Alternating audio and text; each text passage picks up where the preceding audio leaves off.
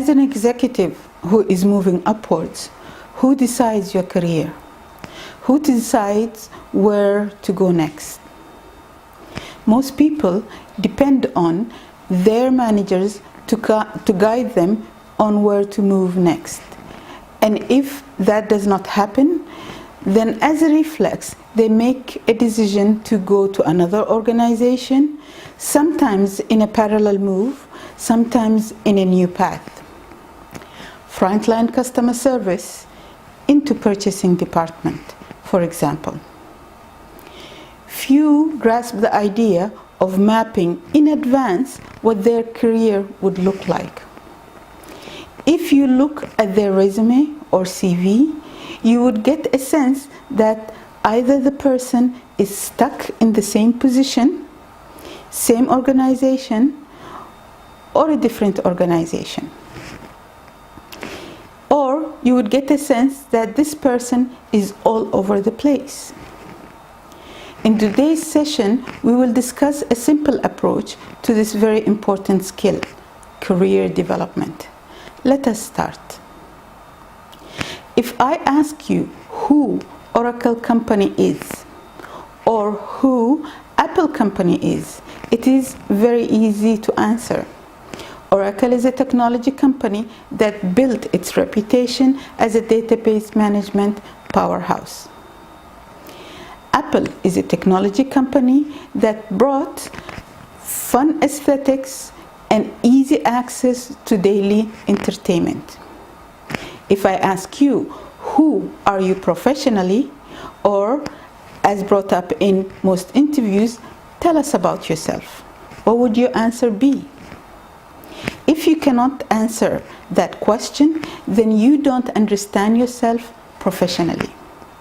If you don't see yourself in a specific path, you don't understand how your current job relates to what the organization does and what the sector delivers. For example, if you are a contract executive, are you with the legal department or purchasing department? And what contracts do you manage in the construction sector, education sector, or medical sector?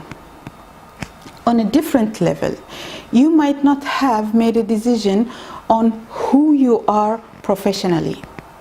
For example, academically, you chose to be a civil engineer, but how does that translate professionally as a brand? How are you different than the other graduates? How do you position yourself so that, or compared to the others?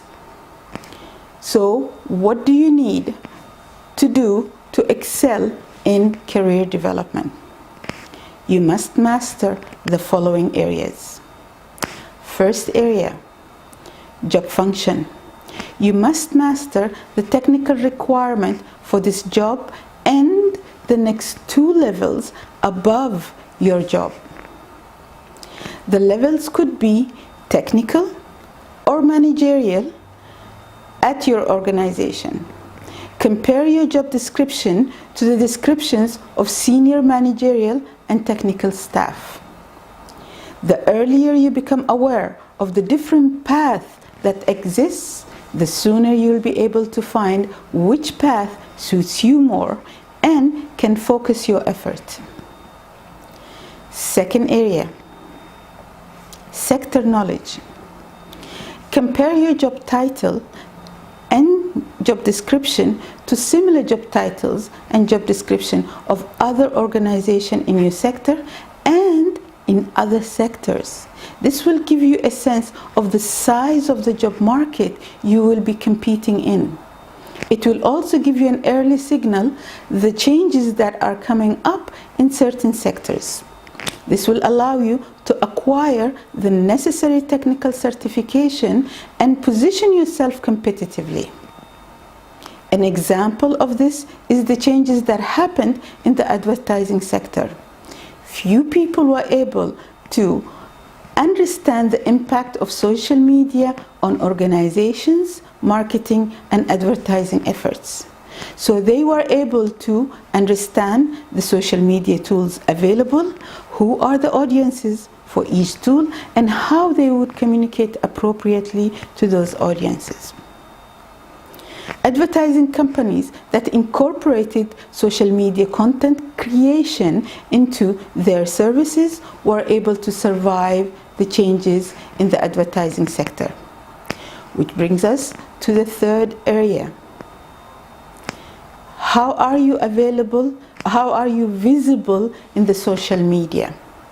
Traditionally, resumes, recommendation letters, and word of mouth were your marketing tools to be recognized in your area and advance. Now a blog, YouTube channel, and even a website provides you an opportunity to showcase your professional persona online. So you need to make sure there are no flattering images, conversations, and content about you on the World Wide Web. Remember, what gets on the internet stays on the internet. Do a quick check of your visibility on search engines and different social media outlets. Separate your professional username, avatar, and email address from your social one. Treat the net as professionally as you will treat an interview. Only present the best of you, and the best of you must strengthen the idea that you are excellent at your profession.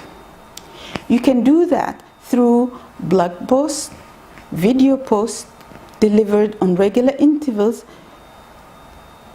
through your social presence. Your social presence must be cohesive and send the same message, your brand.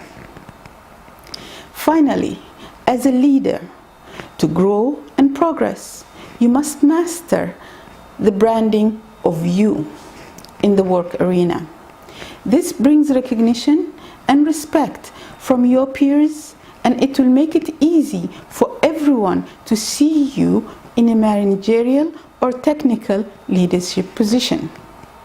In our next episode, we will introduce you to simple tools to use to develop your branding, starting with your resume.